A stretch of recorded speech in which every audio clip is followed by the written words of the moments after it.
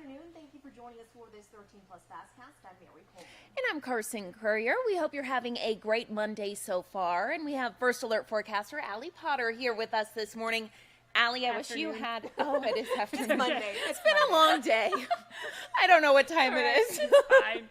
But I wish you had better news this morning. It was cooler. Now it's was. not. Exactly. I know. Unfortunately, we're at 101 right now. Oh, no. Oh, no. I know. Exactly.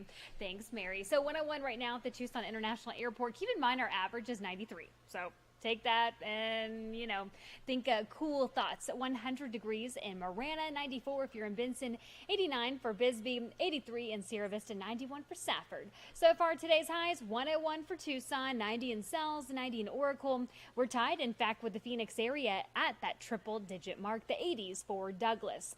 So tomorrow, possibly getting closer to that record-breaking temperature, 102 for the high for our Tuesday. That record set back in 1899 at 104. On your Wednesday, even closer, if anything, possibly breaking that record set back at 102 in 1994. Forecasted high for Wednesday is 103. So far in September, we have set 3 record highs or have tied them. 4th record, possibly be breaking that on Wednesday. Now, the highest has always been 4 records set or tied in September. That year was in 1990. Hopefully, we're not going to be adding to that statistic there. Taking a live look here at our satellite radar, dry conditions, no moisture, no gusty winds, just those warmer temperatures. And that's all because of this ridge of high pressure. In fact, it's back in the forecast, and we're not exactly feeling like fall, unfortunately. But a change is on the way as we get closer to the weekend. That trough that you see right there on the left hand of your screen, that's going to bring us some cooler temperatures along with some gusty winds. Take a look at this, ladies. By Friday, 29 miles per hour. Saturday, 37 miles per hour when it comes to those gusty winds. So if you're tailgating, make sure to maybe bring an extra nail or two with that tent. Hold on to your hats. Yeah, absolutely. And the football, my goodness. Oh, goodness. The allergy forecast, though, we are at moderate to high levels for the rest of the week. So do be sure to take that allergy medicine, especially as we get into the weekend, will increase because of those gusty winds kicking things up. 102 for the high for tomorrow, 103 on Wednesday. The good news is that cool down begins on Thursday, 99 degrees, 96 by Friday, 93 on Saturday. The 80s make a return starting on Sunday. That's some good news. Yeah. Love to see that. Yeah. Isn't that where we should kind of be this time of year? Lower 90s? 93. 93. Yep. Mm-hmm. Okay, well, we are headed in that direction. Right. I mean, Mother Nature's like, fine, here's your cool down, 89. Exactly. There you go. Something to look forward to. Absolutely. Thank you, Allie. Yeah. Thanks, Sally. Back to your news now, turning to Hawaii, where residents of Maui are finally being allowed back to their properties in Lahaina. Yeah, that's right, Mary. Now, we know that area was mostly destroyed over a month ago. At least 97 people were killed by the flames and smoke there. And Jonathan Migliotti shows us how locals are struggling to cope with all of that grief. It's been nearly 7 weeks since the Pegdilau family has walked around their hometown of Lahaina. Their painful first steps were made here at this memorial to pay respect to their patriarch, Pablo Pegdilau III, another name added to a long row of crosses, each one a family member lost to the Lahaina fire. The family ended their visit together in prayer, grateful for what is left. A lot of us have not actually been able to come back. To see someone go in an unexpected way, it kind of hurts. Pegdilau, who was partially paralyzed, died while trying to flee the fire by car with his wife, Nelda. The flames blocked their exit on Front Street, and Nelda couldn't carry her husband over the seawall to safety. When she went over the wall, she tried to pull him down, but unfortunately, the fire got really close, and my grandma did whatever she could. She did not give up. But my grandpa told her, go, just leave me. Just go find the family, go take care of yourself and them. Painful memories like this await many families who will be returning to what's left of their homes in Lahaina this week. The community gathered Sunday night to discuss recovery efforts. Cami Furtado was among those present. The sock store, the ice cream store. Furtado is a sixth-generation Lahainen whose family owned about a dozen historic buildings on Front Street. Is it your family's commitment that you're going to keep this in the family instead of selling it off to some big developer? That's our intent, is to rebuild.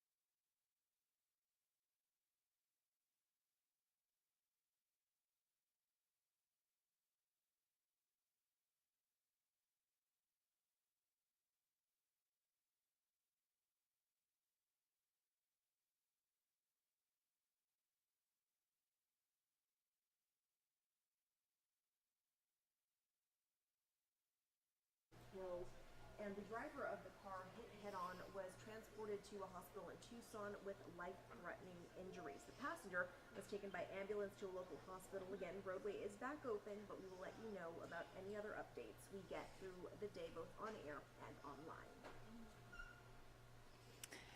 And Turning now to more news that we are following. We know more about a deadly crash in Midtown Tucson yesterday morning. According to police, 3 people were killed after 2 cars collided. Investigators say one of the cars didn't have its headlights on while the other car failed to stop at a stop sign.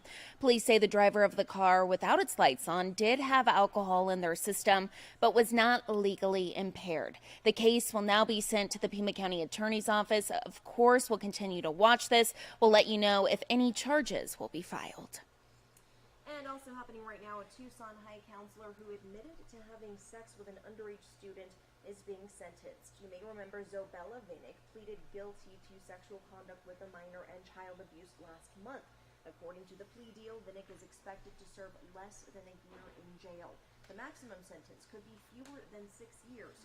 Vinnick is learning her fate as we speak. We will let you know what comes out of that both on air, online, and right here on 13 Plus.